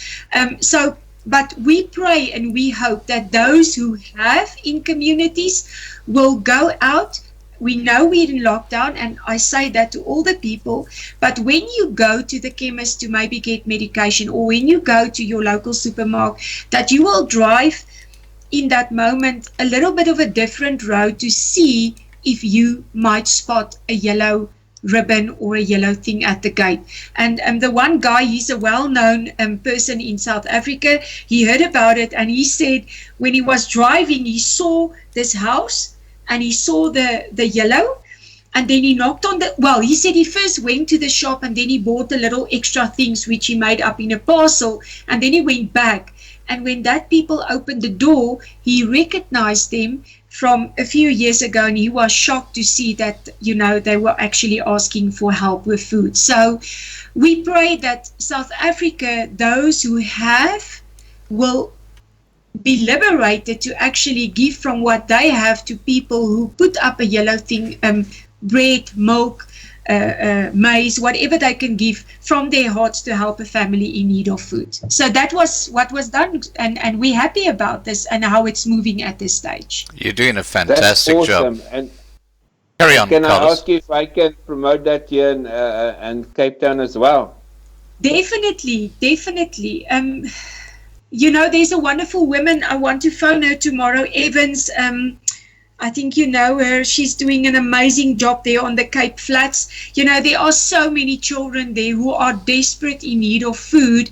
Lucinda Evans, she's an amazing woman there at the Cape Flats who's really having her hands full in providing food. And you know what? Yes, not all of these areas will have the ability to take care of each other. Although I've seen, I don't know, Scott, if you looked at that video where I visited that shelter on the other side of Pretoria the day before yesterday, there are 70 people living there and 20 children. My word. Are these the videos on your Facebook page? Yes. Now, can I ask you something? Can I use Yes. those videos in my YouTube channel so I can alert Definitely. people to what's going on? Definitely, but I must tell you, the people were so awesome. I went there, and I told you, Scott, the other morning that we stopped at the first shelter, and I will not name them because at that shelter, we were told about the horrible things the owner of the shelter does. Now, you've got two types of person. Yeah, now, this is a really good question, Carlos. I'd like you to give a legal point on this. Please, go ahead, because I've heard this happening so much. Yes, so you have this human, might it be white, black, because I've seen it in the black form and in the white form, where they will take in people and rent out a room, okay? So they will take in the person's SASSA card, that is you know what it is, Carlos, the SASSA card, and then, so they will pull that money from the SASSA card, and then they will say, but I'm helping that person. On top of the SASSA, they will demand more money for electricity or other things or whatever. So on the first shelter that we visited the day before yesterday, it was that type of shelter where there's favoritism, where there's corruption, where there's, you know, some of those people staying there have these privileges, the others don't have it. Some are paying this, others are paying that. He's not helping them, he's actually helping himself. Then, okay, maybe I must stop there. So Carlos, what do you do? Because I didn't want to put those people on the spot because they might lose their place. But it was horrifying for me to hear how this man is treating the poor people, and it's the poorest of the poorest. There's a 16-year-old that is pregnant there now. I mean, her mom and dad threw her away. So she's there, and we're going to, you know, take some stuff for the baby and whatever. And the mamas there, the white women there, are taking care of that 16-year-old who's pregnant now. But I mean, what that owner is doing is not okay, according to me. Sure, that's horrible. I've heard and I've seen plenty of those. You know, the problem is that they enter into some kind of verbal agreement saying, I'll come and stay here in your camp and I'll pay you this kind of money. So even though it's an agreement, it's kind of an agreement formed under duress because that person or that girl hasn't got anywhere else to go. And then they open themselves to abuse like this. It's very difficult to actually intervene there because that person will simply throw them out. And then they've got nowhere to go. And, you know, they don't have money to go to the lawyer. And legal aid is also not very keen to help these people because their case files are full already and they don't feel it's that important. I'm working on a solution that I hope can help people, and Scott's also aware of it. I've been looking, I'm also involved in some communities in Cape, and I finally found a farm that the owner agreed. He drastically reduced the price to 1.8 million for a 20-hectare farm. I've done a lot to try and raise the money already. I've applied to the bank. They laughed at me. And I just registered a GoFundMe, and I'm going to start begging people all over the world for the money to buy this farm so that we can house these people. Carlos, we can house at least Carlos, can you send me the link? So, yeah. Can you send me the link to that GoFundMe?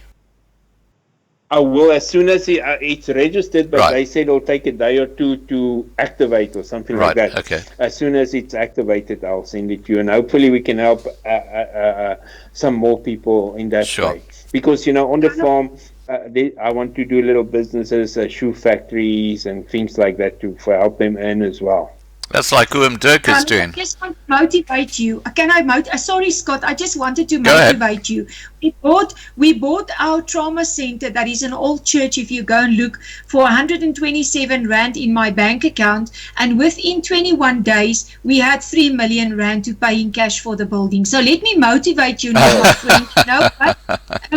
If God's in your business, you know what? You will have that 1 point. It's small change for him. You don't have to worry about that. You will have that money. Yeah. So I pray that you will have that money. Thank you. I just wanted to say that to you. I've got a question here for you, Annari, or well, I suppose Annari would know better. Stephen asked, where in Bloemfontein are food parcels available? Well, I've got people here. Let me just take the number off here. I don't know if it will be. Maybe I can give my number, Scott, just here. He can write it down if he's looking now, and then I will. I don't think it's okay for me to put these people's numbers out there now, but they can refer him. So my number is easily applicable. He can just say to me, it's Stephen, I've listened to you on the channel, can you help me? Then I will forward to him. These two people will definitely put him in touch with the right people in Bloemfontein who might be able to help him with food. They said they wanted to, but then it was a bit complicated. They didn't have the permits, so there is people in Bloemfontein who is providing food for those who don't have food. Right. What's your phone number? I'll put it on the side chat. 082 082 92 yes, yeah. 92 44 yeah. 340. Okay, let me repeat that to you. 082 924 4340. That's right, Scott. Okay. You can WhatsApp me, and then I'll give him the right numbers in blue. Okay, so that's the answer is just to WhatsApp Annari, and she'll put you in touch.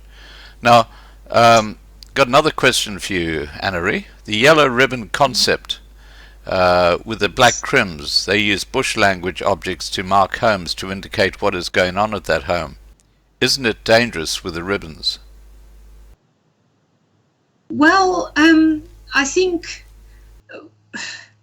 it's, there is people that is putting that stuff out there. I think it is important, but right now with lockdown, we know there are very few people in the streets right now.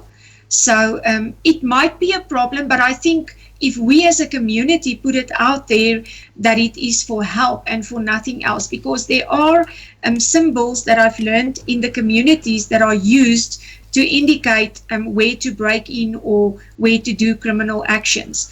But with the yellow ribbon on the gate, I think we all are promoting the fact that it's a need for food. So it might be, but I'm praying that in this time that we are living, that it might be seen more positive than as a place where somebody would come and break in.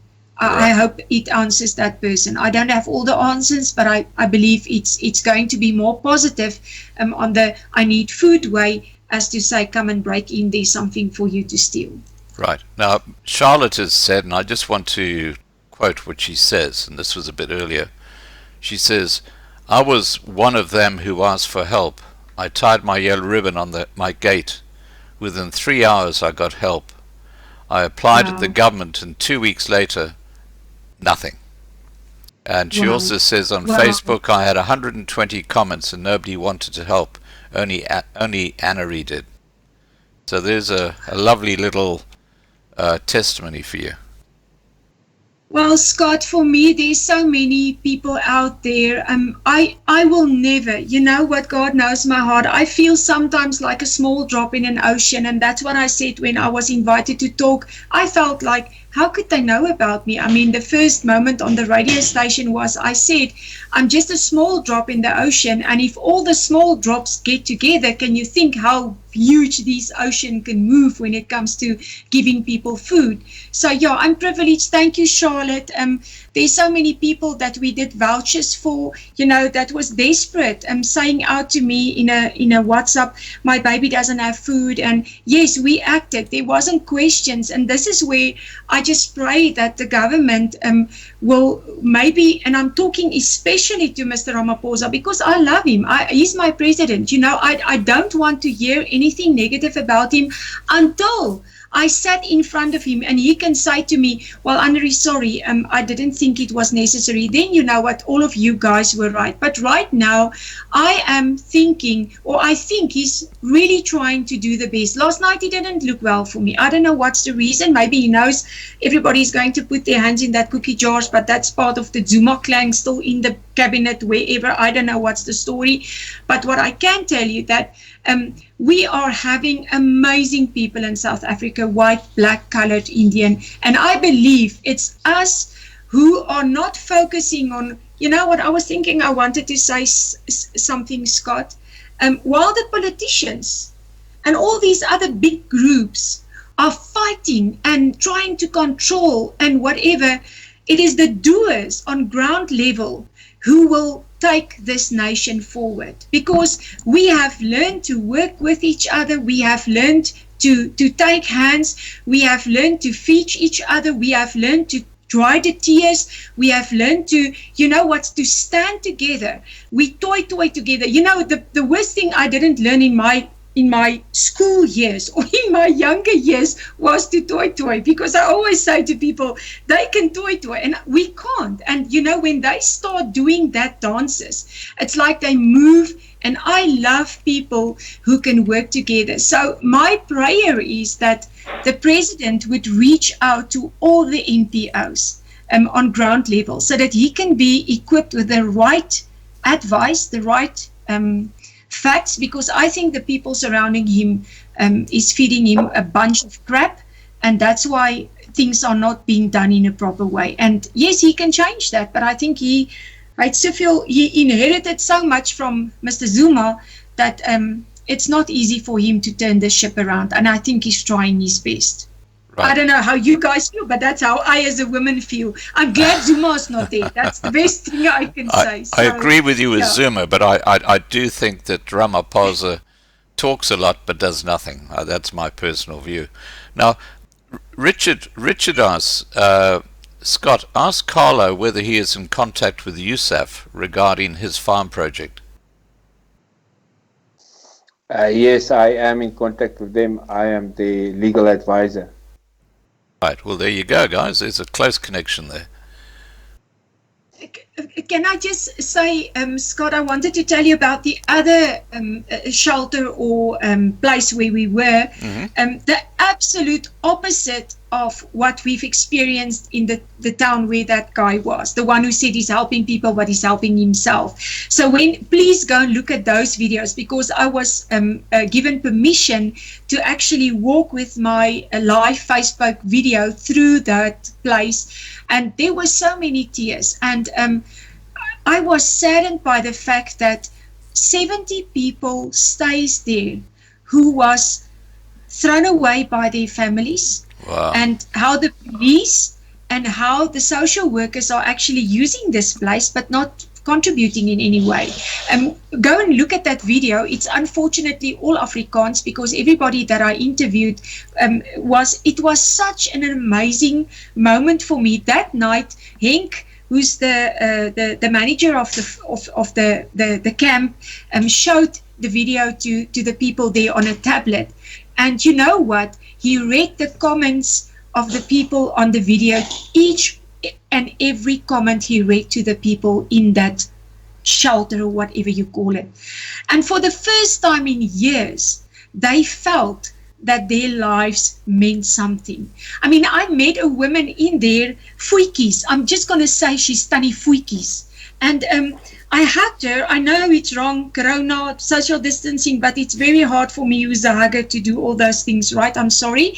But Tannie Fuikies was there on the bed, and I just hold her. And I asked her what happened to her feet. And she said to me, she's now 10 years clean of drugs. I mean, she's 57, which means that she was still on drugs at the age of 47.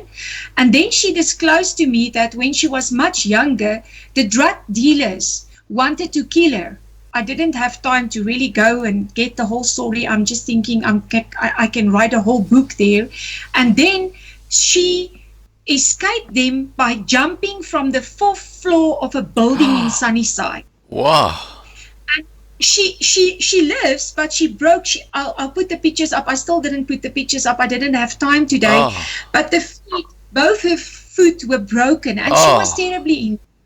So there are stories. I was told by Henk that there was somebody high up in Eskom, the high up people in Eskom, a family member of that person was just dropped off there and left there. And I have no interest in this person. There was a lady, Tannie Hester, that I interviewed. Go and check it out. You know what?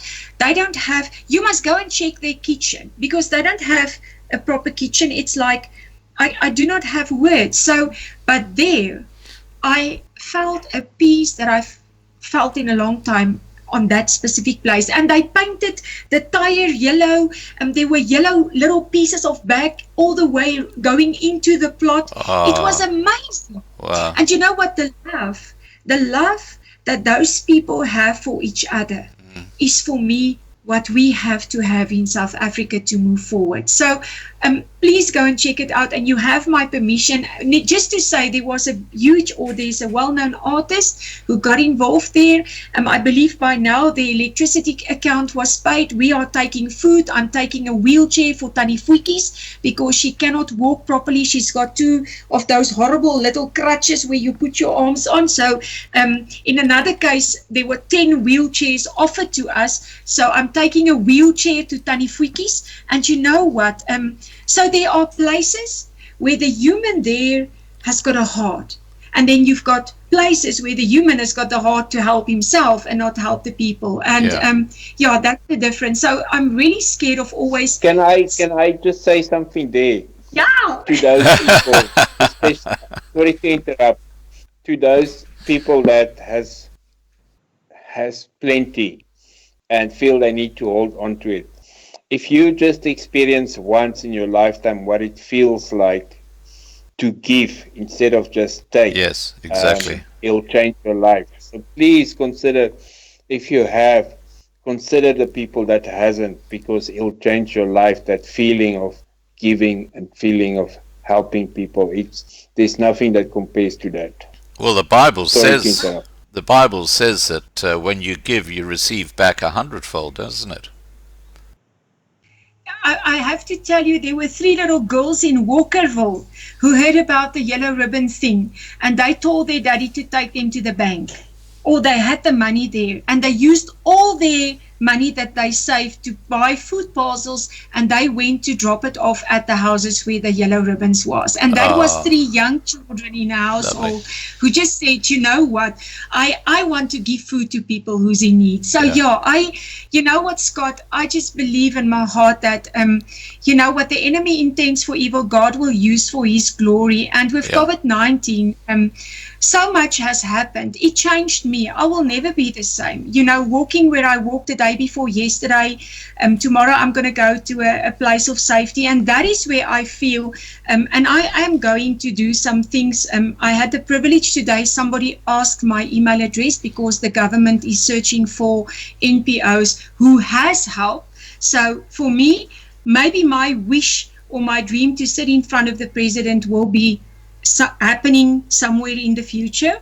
But my dream is that we support institutions like the Jacaranda Care Center where I was, where, you know, people are throwing people away, people that they don't want. And even like Henk said, the police will drop a guy that is not lekker, if I'm saying is disabled in the mind, mentally not okay.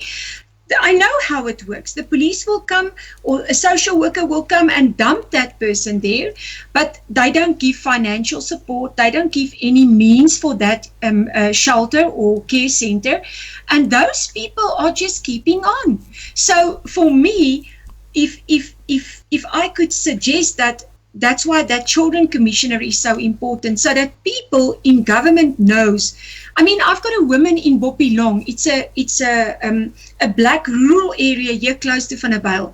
That Mugonu, Oma, Mungoku, whatever, she is a woman who's got a heart of gold, because everybody is going to dump their children there. She's got 67 children that she needs to feed, with very little support from government. And then my question is, if I don't tell the president, if we as NPOs do not tell the president about the Ngonus in a rural area, you know, the Evans women in the Cape Flats, who's going to tell him about these women? We need to get ourselves out there to inform the president that he's surrounded by people who does not have hearts to serve the community, because if they did, they would have known about us.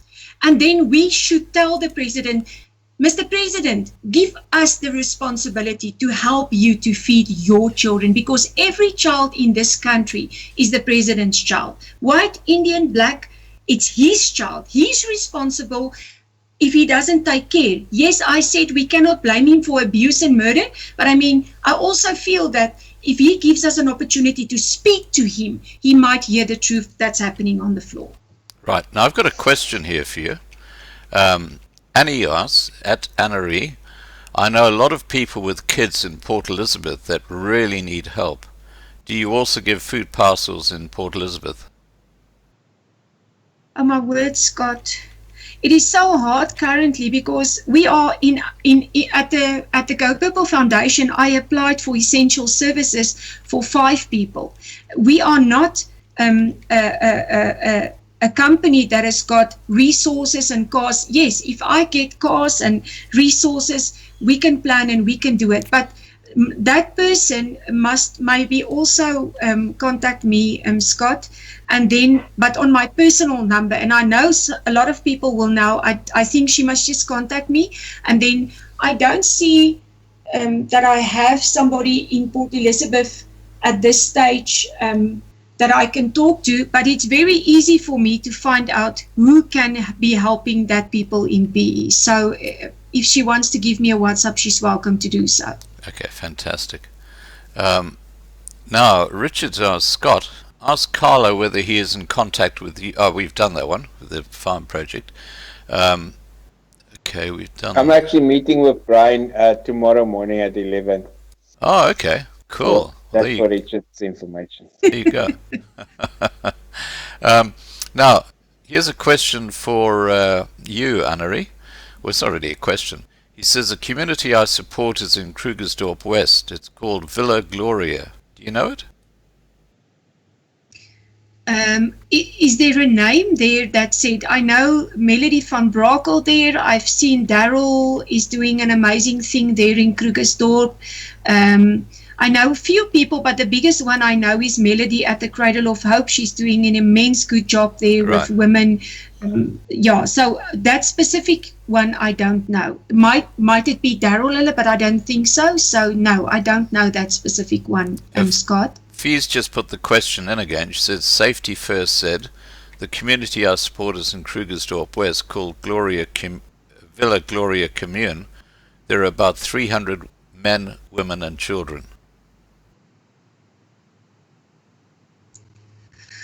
Is it a place that you think need help, Scott? Is that what I'm not sure. I think he's just saying that there's this place called Villa Gloria in Krugersdorp West. Villa Gloria. Yeah. I know about Klein Valley and I know about Munsieville. Right. That is also areas there that are very poor people staying there. Yeah. I didn't hear about Villa Gloria, but I'll talk to Melody. So I don't know if he needs help there. If that is the question, I would love. He can also contact me and just, if he wants help there, then we can find out and see who can help there. Okay, I've got some more information. Safety says the commune is run by a fellow by the name of Porra, P-O-R-R-A, and is supported by Leon Cronje from Boeregemeenskap in South Africa, Transvaal. Okay. Now, I have a question for Carlos. Carlos, what about non-payment of municipal bills? They're usually cut off within 2 days of non-payment. That's a good one. The same principle applies, but it's very important to speak to your municipality before you start non-paying. The problem is you might be able to get an urgent intellect to reconnect your services, but you'll have to do it through legal aid, like I said, and you won't get access to them because I know legal aid is closed. The offices is closed and they only have a few staff on standby. So technically and legally you can get away with it, but that doesn't mean that the municipality won't cut off your services, and it's going to be very difficult to get to court to actually get reinstated. So it's a very fine line that you're walking. I suppose if you can build up a relationship with your municipality and speak to them, if you're lucky, you might get somebody that will listen. I don't know. That's the best I can put at this moment. I don't want to tell people to just stop paying because, most people they're working for the municipalities don't know the law, they don't care, they get the salary and they'll just switch you off. And that means you'll have a hard time to get your matter to court to reinstate it. So try and talk to them first. It's a difficult situation. Can I just say something on that, Carlo? Please go what ahead. you are saying is so true because we were behind on our electricity bill, and I think the question here would be: were you in arrears before COVID-19? If you were a bad payer before COVID-19 and you want to climb on that horse now to say, that is the reason why I can't pay, I believe you will be in trouble. But if your trouble started now, you were a good payer, and now you are maybe are struggling to pay, I agree, because we were behind and I went there myself and I had a good talk with them, and they were very good to us at the trauma center. So we made an arrangement, and I can just say, like you say, if you have to build your good relationship with your electricity people, and don't always be negative and go with a fighting spirit. But if you were a good payer up until now, I do not think that you will trouble if you don't pay maybe this month or even a second month, because most of them are willing. We are making a smaller, more a payment on our account, and they're quite happy with that, as long as you pay something, if you can. I agree with you 100%. Thank you. What I would suggest is rearrange your priorities. Get your food and your essentials to stay alive, and then your electricity, and then your rent, and then the other things that's more luxurious, your car and your banking things, etc. So put your food and your electricity and your water first before you pay the other things. Agree. Right. Agree.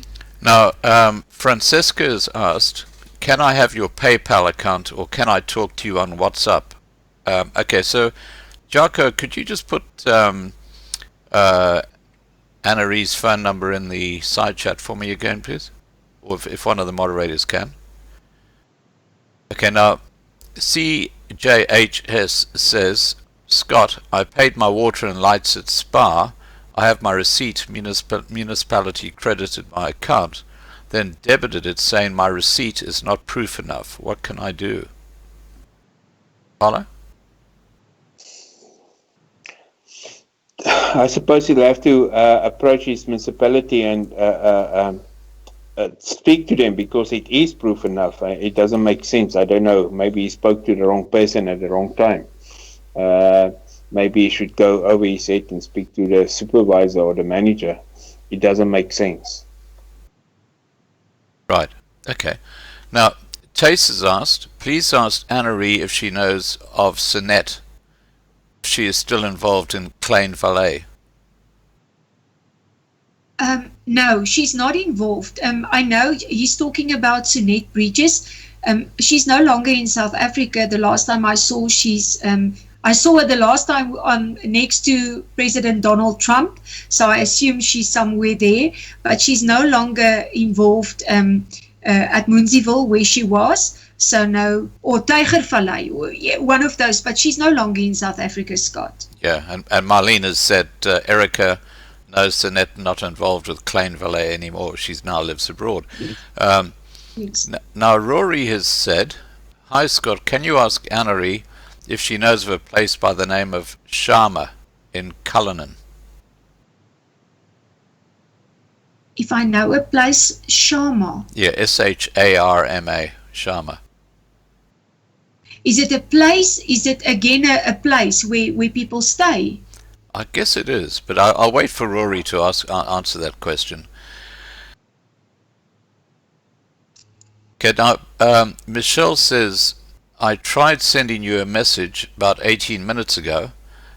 Is there any way we can collate the brutal attacks, rapes and murders of the persecuted minorities en masse, take the case to The Hague? Carlo? I've been building a case to take to the International Court of Justice for the past 5 years. It's a long procedure. We have to exhaust all. It's almost the same as going to the CCMA. It's the same procedure. We have to exhaust all the internal South African procedures before we can get there. I've actually made contact with a prosecutor there already. So I'm working on it, but it takes a long time. and we still need to go through the South African court procedure. Yeah, I'm definitely trying that, but it's probably going to take another 6 years before we get there. Right. Oh my word.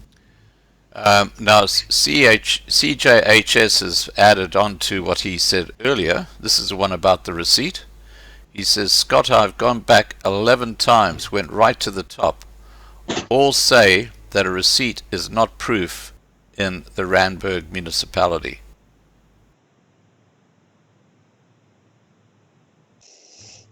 I'm not sure, what does he need proof of? Did they cut off his electricity, Scott? Did they cut off your electricity, CJ? We'll just wait for that question to come through. Okay. Now, are there any other legal questions you'd like to ask Carlo, Annari? I don't think there was. I think most of the questions. I don't think there's anything else, Scott, that is relevant now to what we do with Yellow for Food, but also on the work that we normally do supporting survivors of rape. I would actually love to get in contact with you. Like you say, you're building a case to take, out there, but we've got cases that we've tried every resource, and it's cases where children were murdered, and those cases are going nowhere. And for me, it's like, I'm where the point where I'm saying to survivors of these brutal crimes that, publicly we are saying, even if you don't have justice here on earth, might it be a husband that was brutally murdered, you were raped or whatever, that we are still there for you. And the only justice you can get is by taking back your life and live your life, and let it not be that your husband's death was in vain, and that you stand up and you fight back and you give that hope and you give that absolute hope that we need. Because the murdering for me, the hardest part is where the farmers are murdered and the women are raped, and then they are left alone. They have to keep on living with a husband who was killed in their presence, and then having to deal with being brutally raped in front of a child or whatever. So I cannot change that, but I can only pray with these women, and we cry sometimes when we sit with these survivors, men and women. We just cry, Scott and Carlos, because there's no words on this earth that can take away the pain. I supported Ina Bonet. Scott, do you know Ina Bonet, that case of the Modimolle monster? Carlos, I don't know if you can remember that case in Van der Bijl. In Modimolle. Can you remember that case? Yeah, I remember that. And when I'm in Ina's presence, it's always like there's Nick Vujicic is one of my amazing spiritual mentors, where Nick said one day, you cannot compare pain. Pain is pain. But when I'm in Ina Bonet's presence and I sit with her, I cannot. It's too much for me to even think. It's like when I'm in her presence, I'm on holy ground, because I cannot think, how would it be if you are lying on a bed where 3 men brutally raped you, cut your body, your body on your breast and places, and then you hear your son plead for his life in the room next door, and you hear a shot, and he's killed. Oh no! She's walking. She's walking. There's valleys and there's mountaintops, and then I'm thinking about Mandy. She's one of the survivors who was gang raped. They gang raped her. They took her into a rural area, and the police were searching for them in the bakkie. And when I met her the first time, she was swearing at me, and she was saying, I'm crazy, she will never forgive them. And I said, it's okay, you don't have to. But when she said to me, Tannie Annari, when the police choppers and everything was there, and the lights, and the police found them, she had to walk to her father, still naked, after they gang raped her. I mean, those are women who is now walking a life that I can say, you know what, they stood up and they said to their perpetrators, you have hurt me, you've killed my son, you will not destroy my life, you will not take my life. And they are just walking tall. And those are the women who is giving hope in a country where we see very little justice when it comes to these things. So, yeah, Scott, for me, it's like there's not really questions that I can ask to Carlos. I would love to be a friend of yours and, you know, see where you can help us sometimes. I want to thank you for your advice that you've given us tonight. And I pray that you will get your farm, because that for me, there you will have me having your back right now, you know, in praying for you to get the money so that you can live that dream. So thank you for your input tonight. I really appreciate it. And thank you. It'll be my pleasure to help you with your legal issues. You're a person that deserves it, and the people that needs help through you, I'll help them as well.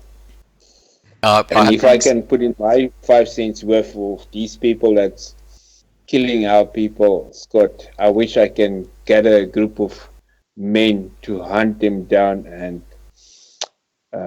give them the justice they deserve. Yeah. I can only find a few men that's willing to do that. I'm sure we can reduce the numbers. But that's just me speaking. Well, Scott, look, that's where my police women wants to get out, you know. Then I have to put it down and say, stay down, you're not going to go there anymore. All that I can say to you, the biggest justice, and maybe people cannot understand it, but the biggest justice, Ina and Mandy and those survivors who stood up, myself being demeaned, locked up, persecuted. The biggest wish for them was to put me in jail, to destroy what God has started. And the biggest justice I see is that they couldn't succeed. You know, here I am, almost 52 years of age, still doing my job, still running strong. Yes, they hurt me in ways I sometimes cannot describe, because there are those dark moments where I would see a police vehicle coming into the trauma center, and then everything in me will go like this, because I'm thinking they're going to come and lock me up again. But that's better. But the same for the ladies. Got my number. Put my number on speed dial. Every time they raise me, you make money from there. Now, you're awesome. Thank you. So, thank you. I don't have any questions. Just thank you. I've just got to say, while I'm thinking about it, I'll be sending you both a link to the video. It might take a little bit to process on YouTube, but the link will certainly work. And if you want to put it into Facebook pages, or you want to put it onto a website or whatever, feel free to do that.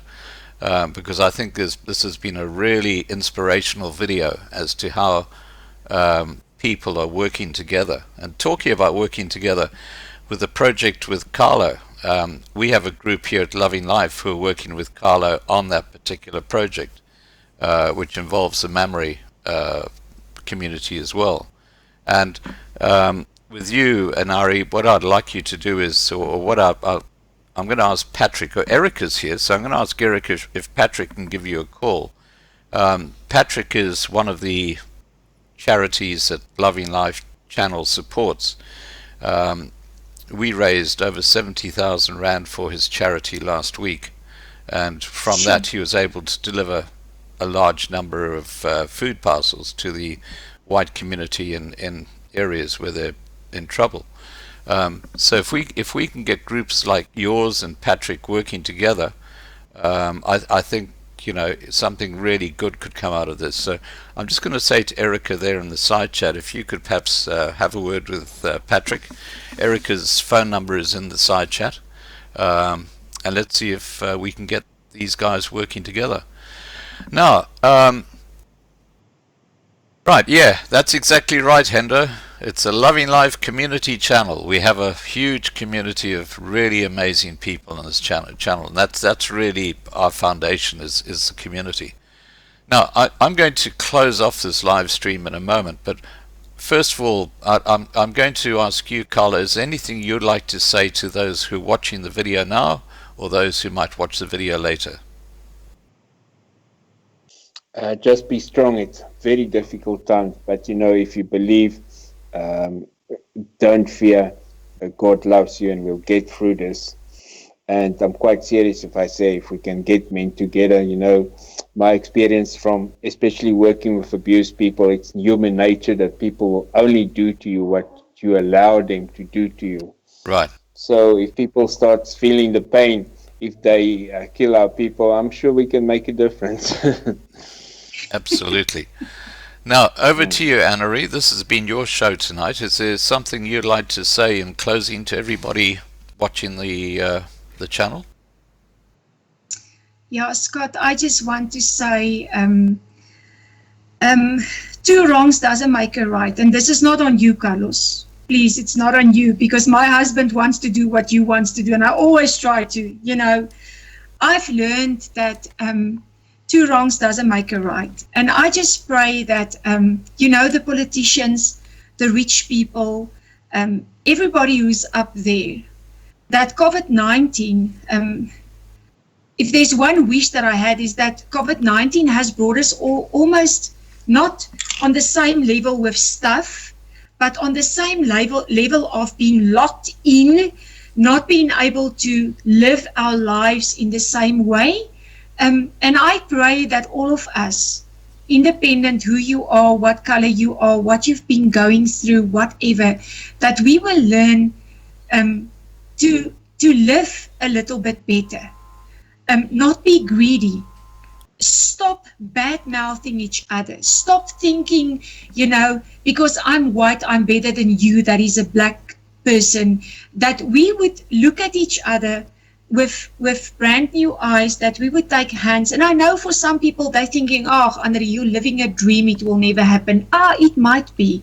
But I believe that where I go, I live my life so that people can see Christ in me. Yes, I do get frustrated sometimes, and I do believe we all get, but that I do in my office at the center, and I'll close the door and I'll get my frustration out there. So I just want to say to South Africa, to the whole world, that COVID-19 was a bad thing, but it can bring so much more positive things from here on forward. And that is what I will focus on.